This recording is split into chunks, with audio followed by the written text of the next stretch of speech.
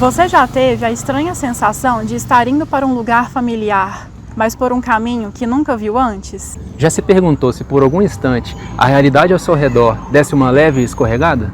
Essa é a história de um homem simples, de olhar atento e palavras certeiras, que viveu o improvável numa manhã comum em Ouro Preto. O que parecia ser apenas mais um trajeto rotineiro se transformou numa travessia pelo desconhecido, entre o real e o simbólico, entre a paisagem e a alma. Hoje você vai conhecer a viagem insólita de Newton Gomes Batista, um relato que desafia as fronteiras do tempo, da memória e da experiência humana.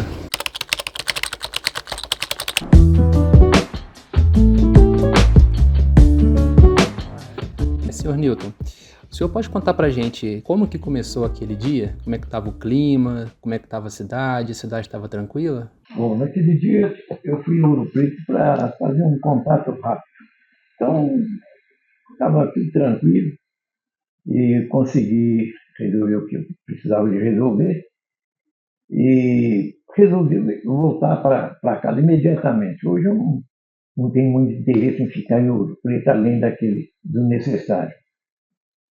E era cedo ainda. Quando eu cheguei à rodoviária, eram 10 horas e eu sabia que havia um ônibus nesse horário. E quando eu desci as escadas de acesso à plataforma de embarque, eu vi que havia um veículo saindo. E é um veículo que vai para Rodrigo Silva. Mas antes disso, ele passa em Cachoeira. Ele vem a Cachoeira e volta para Rodrigo Silva. E dei sinal para o rapaz que já estava manobrando o veículo e entrei. Eu fiquei até surpreso porque tinha pouca gente no carro. Não, acho que não passava de 4 a 5 pessoas, ou mais, no máximo 6, não sei. E entre essas pessoas, eu vi um rapaz amigo, e que me saudou assim efusivamente, né? Fez um aceno para mim e tal. Aí eu, ao invés de sentar isoladamente como os demais passageiros, eu sentei ao lado dele e iniciamos um bate-papo por ali. E tudo parecia normal nesse dia, quando você entrou no ônibus? Tudo tranquilo, não tinha nada de anormal, tudo tranquilo. E como foi perceber que o trajeto não fazia sentido? O que o senhor pensou na hora? Foi logo que a gente saiu da cidade, recebeu os últimos passageiros, que não eram muitos também, no máximo uns 3 ou 4, quer dizer, o carro continuou praticamente vazio. E eu continuei no bate-papo, né, com o rapaz. E, de repente, eu olhei para fora, eu reconheci a estrada, a rodovia dos Inconfidentes. É uma paisagem completamente diferente da que a gente conhece aí. E nessa hora o senhor pensou em perguntar para alguém? Não, essa hora quando eu vi, eu me assustei, né? Levei aquele choque, mas eu fiquei quieto, né? Eu fiquei quieto, continuei observando, continuei a conversa com o rapaz e sem deixar transparecer a surpresa que eu estava tendo. Eu olhava para a direita, que era onde ele estava sentado, e eu olhava para o lado de fora, não reconhecia nada. Olhava pelo para-brisa à frente, completamente diferente. A estrada nem era uma estrada de pista única e sem acostamento. Faixa única e sem acostamento. Completamente diferente. E o senhor conseguiu manter a calma ou você ficou meio assustado? Não, tranquilo, né? Eu fiquei tranquilo, não dei demonstração de nada. Continuamos a viagem, conversando no mesmo ritmo, e éramos somente nós dois a conversar. O resto dos passageiros estava todo mundo calado, só nós dois batendo papo. Então, eu comecei a observar justamente o comportamento dos demais passageiros. Porque se eles estivessem surpresos com alguma coisa, o ônibus teria saído do itinerário. Mas estava todo mundo tranquilo, eu pensei assim, essa coisa é comigo só. Era só comigo.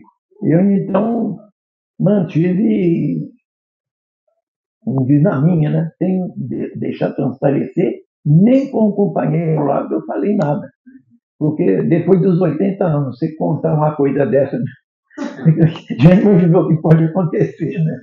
Então, eu falei, não, eles vão me chamar de caduco e estou com um surto aqui, então eu vou ficar quieto. Vamos ver o que vai dar isso. Nesse momento, o senhor chegou a considerar que poderia estar sonhando ou vivendo algo fora da realidade? Não, sonhar eu sabia que não, porque eu estava conversando, entrei no ônibus tranquilo e sentei ao lado do rapaz, então para mim não tinha problema nenhum. Eu não estava vendo. A realidade era um dentro do ônibus e outra do lado de fora, porque do lado de fora não tinha nada a ver com a paisagem conhecida, né? Esse é que era o problema. Eu comecei a pensar o que ia acontecer no final. Eu imaginei, e se eu desembarcar em algum lugar desconhecido? O ônibus segue o seu percurso normal. E eu desembarco num local desconhecido, eu não sei nem como voltar para casa. Por incrível que pareça, nem dinheiro eu portava, porque como não pago passagem desses ônibus, então eu tinha alguns níqueis no porta-níqueis, umas moedinhas no porta-níqueis, mas dinheiro nenhum, além do cartão, que é claro, né? O cartão do banco a gente sempre carrega. Mas fora disso eu não tinha dinheiro. O senhor também estava sem celular, né? E sem celular, que eu não gosto de celular, não carrego celular para lugar nenhum. Então eu ainda pensei, eu vou ter que pedir alguém um celular emprestado, pedir alguém que ligue para casa explicando o que aconteceu. E a minha preocupação era a esposa ficar aqui me esperando, sem saber o que tinha acontecido, né? Então a minha preocupação era essa. Sua esperança era o ônibus ir para o lugar certo. Isso. O interessante também é que essa rodovia, como vocês sabem, ela tem muito movimento.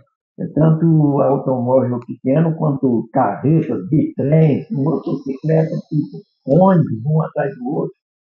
E nessa experiência, eu só vi 4 ou 5 veículos. Um deles vermelho, só carro pequeno, e um deles vermelho. Só. Não vi mais veículo nenhum passando pela rodovia. Só esses 4 ou 5 que eu vi, né, encontrando. Passando por nós, não vi nenhum. Só encontrei. Passando por nós, não vi nenhum veículo passar. E quando que o senhor se deu conta de que estava chegando já que o senhor voltou a reconhecer a estrada? Eu só fui reconhecer no momento que eu virei, tentando localizar alguma coisa, virei assim, e vi um barranco alto, né? Meio avermelhado. Aí que eu falei, não, aqui eu sei onde estamos. Era o feixe do funil. E o senhor sentiu alguma coisa quando viu o feixe do funil? Fiquei mais tranquilo, né? Fiquei mais tranquilo, porque aí já estava foi quase perto de casa, né? Já estava a uns 3 quilômetros mais ou menos, que é daquele ponto até Cachoeira. Mas o interessante também é que a paisagem, que eu disse que é muito diferente, a altura das montanhas, essas montanhas nossas aqui estavam parecendo morrinho, em comparação àquelas que eu via. E a estrada era muito sinuosa. E eu sentia também o movimento do carro nas curvas. Parecia que a hora de passar na curva, a estrada se corrigia. Entendeu? E a gente não sentia o movimento da curva, não. Mas eu vi as curvas, de longe eu vi a curva, para um lado e para o outro, no meio de altas montanhas. E aí então depois o ônibus veio direto para Cachoeira, então? Dali até a Cachoeira não teve problema nenhum, aí foi tudo normal. Eu não vi nada diferente. E depois que acabou, o senhor chegou em casa, o senhor refletiu sobre o que isso podia significar? Alguma coisa, algum propósito? Não, eu imaginei que podia ser alguma, sei lá, alguma mensagem, sei lá, não entendi bem, né, o que seria. Eu sei que eu fiquei pensando muito, né, cheguei em casa, a primeira pessoa que eu contei foi um amigo ali na Rua Dom Bosco, contei para ele, depois cheguei em casa e contei para minha esposa. E aí, algum tempo depois, que foi essa semana passada, o senhor descobriu que alguém viveu uma coisa bem semelhante. Isso. Mas antes eu gostaria de dizer que uns 2 dias depois disso, na minha caminhada, Eu faço caminhada todos os dias, 5 horas da manhã, e eu encontrei com o companheiro de viagem. Eu encontrei com ele justamente ali perto do oratório. E perguntei a ele se havia notado alguma diferença no meu comportamento, se estranhou alguma coisa. Ele falou, não, não tinha nada, absolutamente nada, estava tudo tranquilo, o que foi? Aí eu contei para ele a história. Ele ficou também surpreso, né? Eu falei assim, eu estava preocupado em saber o que seria aquilo, mas eu também não podia dar o alarde, né? Falei com ele, que você ia ficar assustado. Agora, foi uma semana ou duas depois, eu contando para um casal o que tinha acontecido, e eles reagiram, os dois juntos, mas isso aconteceu com fulano. Praticamente a mesma coisa aconteceu com ele. Era um vizinho comercial. Aí eles chamaram o rapaz, ele chegou lá e confirmou, e rindo bastante da situação, que ele achou muito estranho, mas também ele se comportou da mesma maneira que eu. Ele não deu sinais de surpresa a ninguém. Ele guardou o sigilo. Agora, o caso dele foi de Amarantina até Itabirito. É interessante a coincidência, né? Dentro da mesma rodovia e dentro do ônibus também que ele estava, e encontrar com uma pessoa da família lá em Itabirito, e ele ficou preocupado como é que ia resolver a questão com a pessoa, que ia ficar lá esperando e poder ficar preocupado num acidente, uma coisa qualquer assim. Mas quando ele estava passando justamente onde havia uma linha férrea, outra coincidência, né? Ele voltou ao normal. A coincidência, eu digo aí, é o seguinte, que quando, no meu caso, a paisagem voltou ao normal, eu acabava de passar debaixo do viaduto da ferrovia, né? E lá ele estava atravessando também justamente onde ia passar os trilhos de ferrovia. Legal. E o que o senhor sentiu quando você ouviu esse segundo relato? É sinal de que o fenômeno não é tão raro, né? Ele pode acontecer com outras pessoas. No princípio, eu pensei que se eu estivesse louco, quer dizer, eu não estaria raciocinando. Porque durante o acontecimento, eu mantive a minha tranquilidade, não deixei transparecer nada. E analisei a questão friamente. E agora, quando eu ouvi o segundo relato, reforçou minha convicção de que o fenômeno acontece com mais pessoas. E você acha que as pessoas não têm coragem de falar quando acontece? Eu creio que sim. Eu creio que sim. Eu creio que esse tipo de relato, eu vou até dizer, se eu fosse mais jovem, não contaria, não. Se eu fosse mais jovem, eu não divulgaria, não. Porque sabe que a pessoa fica sob suspeita, né? Então, mas como eu já tenho mais de 80 anos, não tenho mais nada a perder, eu acho que eu tenho que relatar para contribuir, porque se aparecer mais alguém, isso merece estudos, né? A coisa tem que ser esclarecida. Por que acontece isso? Para quê? Por quê? Né? Qual explicação espiritual ou científica que o senhor acha que as pessoas podem dar aí? Não, eu não tenho ideia. Não tenho ideia. Eu não, até agora nunca pensei. Eu sou um espiritualista, estudo muito essa questão, mas não ponho isso no plano espiritual, não. Sei lá. O senhor consegue fazer alguma relação desse acontecimento com outro acontecimento na sua vida? Com outro acontecimento em minha vida? Não. Então foi algo inédito mesmo. Foi. Nunca tive experiência nenhuma parecida.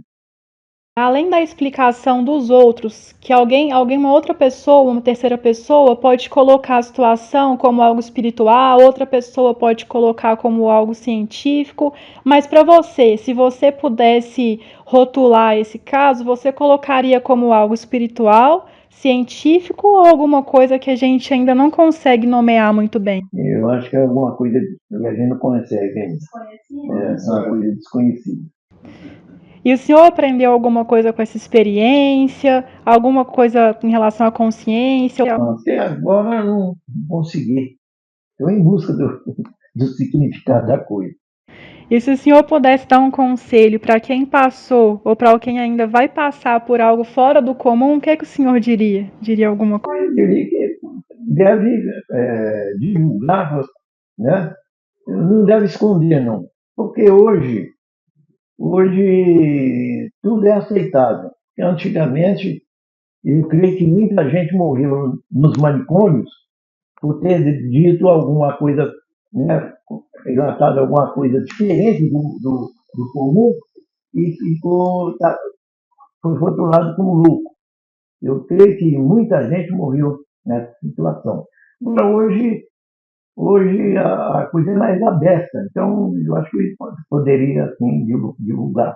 Que se eu divulguei, o outro divulga, então mais pessoas podem fazer isso melhor. É como o caso da FM, a experiência de quase morte. Até uns anos atrás ninguém divulgava isso. Agora já está divulgando, justamente porque os primeiros, né, foram bem aceitos. Então agora já tem gente relatando experiências que tiveram há mais de 50 anos. Pessoas idosas contando experiências que tiveram quando criança. Quando crianças tentaram falar e foram repelidas pelos pais. Agora estão revelando ao mundo.